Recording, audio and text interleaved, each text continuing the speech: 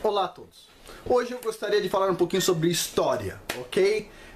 Não a história convencional, até porque o pessoal ensina história muito mal, mas a história de verdade. A história que está relacionada com eventos importantes. E a primeira pergunta que eu quero responder neste vídeo, vou responder duas e elas têm a mesma resposta. A primeira pergunta é: qual que é o segundo evento histórico mais importante na história do Brasil?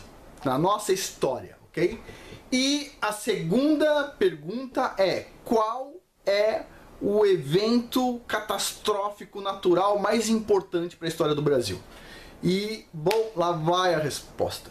Bom, lógico, todo mundo sabe qual que é o evento histórico mais importante do Brasil, né? A descoberta do Brasil. O segundo evento histórico mais importante é discutível. Os professores em geral dizem que é a ida da família real para o Brasil ou coisa do tipo. Na minha visão, o segundo evento histórico mais importante do Brasil, embora pareça óbvio, é a definição da língua portuguesa como a nossa língua. E, para quem não sabe, nós deveríamos estar nos comunicando hoje em Tupi-Guarani. Vocês não acreditam. Mas, quando foram fundadas as primeiras escolas no Brasil pelos jesuítas, os jesuítas, eles aprendiam a língua local e eles ensinavam o que eles tinham a ensinar com a língua local. E no Brasil a ideia era estabelecer o Tupi-Guarani como língua oficial, ou seja, todos os portugueses que fossem para o Brasil deveriam aprender o Tupi-Guarani, ok?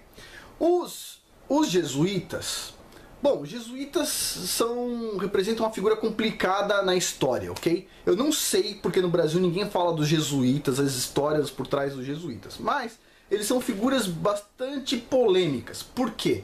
Tem constituições de países que até hoje indicam que os jesuítas não podem entrar no país. Ou seja, eles sempre foram mal vistos em vários países da Europa. Mas a coisa que mais incomodava todo mundo sobre os jesuítas é que eles ensinavam, inclusive no Brasil, um negócio que se chama dialética. A dialética é assim, é você ensinar uma pessoa a defender dois pontos de vista diferentes ao mesmo tempo, tá? Não é uma coisa positiva. A dialética não é uma coisa positiva. Eu acho que é moralmente questionável, tá? Eu acredito que ninguém devia aprender dialética, mas os jesuítas ensinavam dialética. Bom, os jesuítas foram seguindo, tinham lá o negócio deles, tinham terra no Brasil, faziam as negociatas deles no Brasil, e era isso. A história deveria seguir esse rumo e nós deveríamos estar falando Tupi-Guarani, tá bom? Esses caras esquisitos que vários países mandaram embora, os jesuítas, estavam tomando posse da educação no Brasil. Inclusive, todo mundo deve saber, tem várias escolas jesuítas no Brasil, incluindo escolas famosas. Tem uma escola na Avenida Paulista, acho que é o... esqueci o nome do colégio, um colégio muito importante. Também é um colégio jesuíta. Então, assim, os jesuítas, eles eram pessoas muito complicadas, tá? Para falar o mínimo, eles eram pessoas complicadas. Quem tiver curiosidade, estude um pouco sobre jesuítas a sério, assim, a fundo. Bom, e a gente devia estar se comunicando em Tupi-Guarani, mas aconteceu algo inesperado. Um terremoto. Um terremoto, mas não foi um terremoto, foi o terremoto. Um terremoto que aconteceu no Atlântico, uma região pouco sísmica, e que atingiu Lisboa. Esse terremoto deu origem à sismologia moderna. Uau, né? Se não fosse esse terremoto, vai saber se eu era sismólogo hoje. E esse terremoto não só deu origem à sismologia moderna, como ele devastou Lisboa em Portugal. Ele devastou. E foi um dia excepcional, num horário excepcional. Ele aconteceu no dia 1º de novembro de 1755 e que foi o dia de Todos os Santos. O pessoal estava celebrando o dia de Todos os Santos em Portugal e basicamente as pessoas estavam na igreja, acenderam vela para os santos, acenderam em casa, etc. tal. Quando o terremoto chacoalhou tudo, as igrejas caíram, as pessoas estavam na igreja assistindo a missa, As pessoas estavam na igreja, as igrejas colapsaram em cima das pessoas, as velas caíram nas igrejas e nas casas e gerou um incêndio inacreditável que, puxa, acabou com boa parte de Lisboa.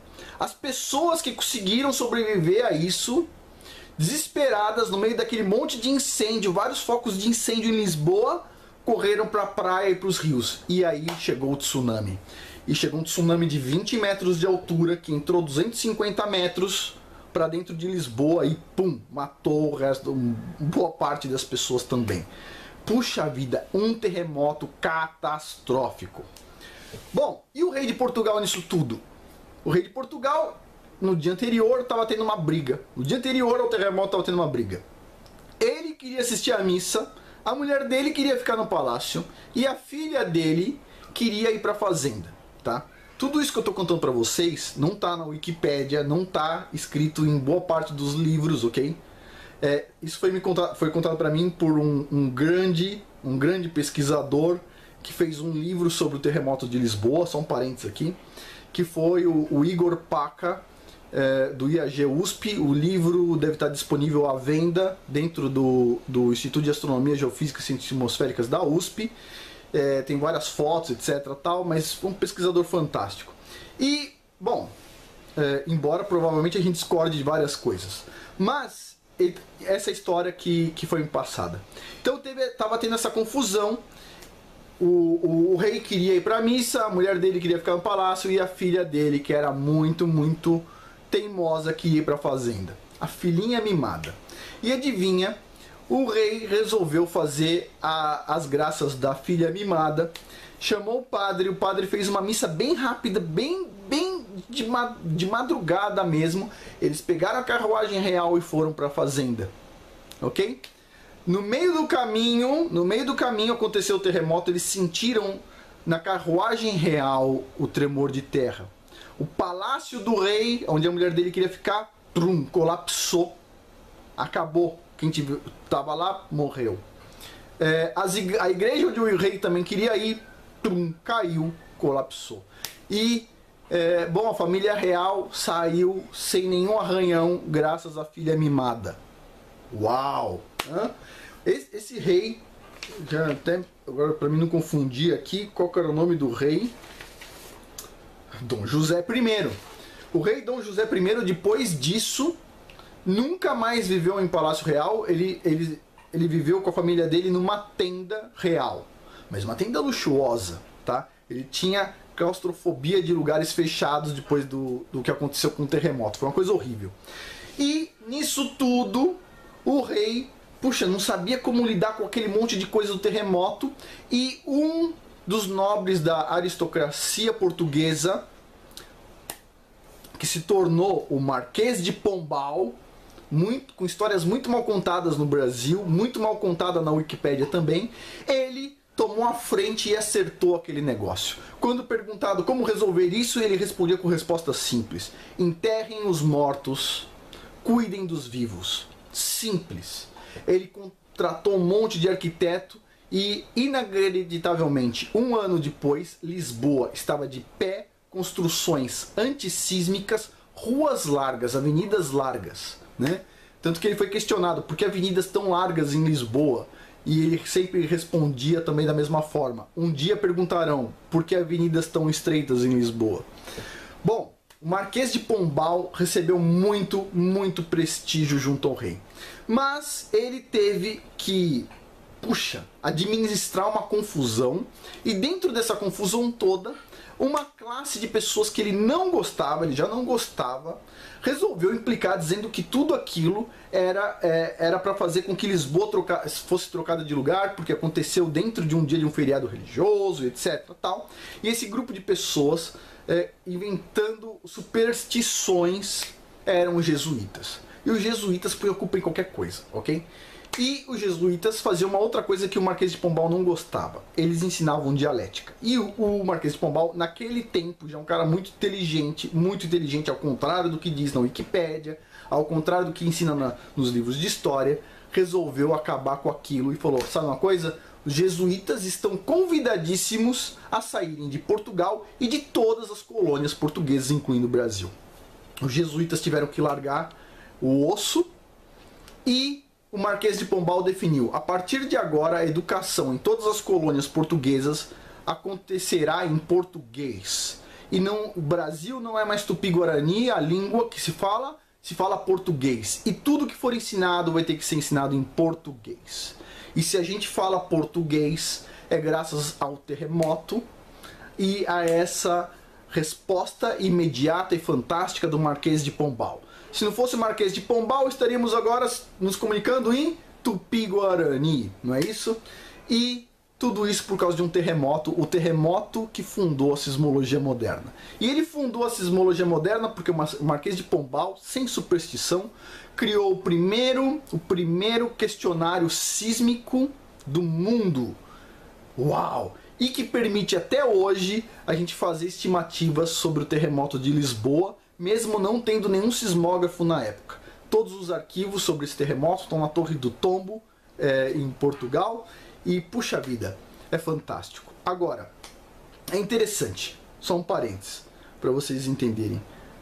Os jesuítas, eles são pessoas extremamente complicadas, foram expulsos de vários países. Se vocês procurarem na internet, vocês vão ver quantos países, se eu não me engano, mais de 10 países. Algumas constituições de países dizem que é proibida a entrada dos jesuítas, tá? E assim, os jesuítas, eles se infiltram, tá? E a gente não sabe até que nível eles se infiltram, tanto na sociedade civil quanto na própria igreja. Pode ter, por exemplo, dentro do Opus Dei, jesuítas, sem o pessoal do Opus Dei saber. Dentro de outras seções da igreja, jesuítas sem saber. Eles são pessoas bem difíceis mesmo, da gente, pouco previsíveis.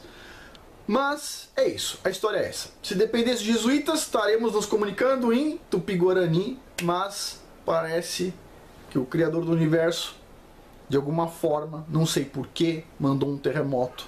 E esse terremoto mudou a história. Mudou a história do Brasil, mudou a sua história, mudou a minha história. Como todo mundo sabe, a língua ela é fundamental para a gente montar nossos pensamentos. Com uma língua tão bonita como o português, com tantos verbos, com tantas formas de conjugar verbos, com tantas palavras muito bem estruturadas, a gente consegue estruturar bons pensamentos, ok? Agora só falta coragem para a gente colocar todos esses pensamentos na nossa vida, no nosso dia a dia, ok? Então, na minha visão, o evento catastrófico mais importante para a história brasileira é o terremoto de Lisboa, e o segundo evento histórico mais importante é a definição do português como nossa língua mãe, ok? Por hoje é isso, muito obrigado. Já esquecendo novamente, este é um vídeo para celebrar os 10 mil inscritos dos canais Fuja da Mentira e Inteligentista. Muito obrigado pelo apoio.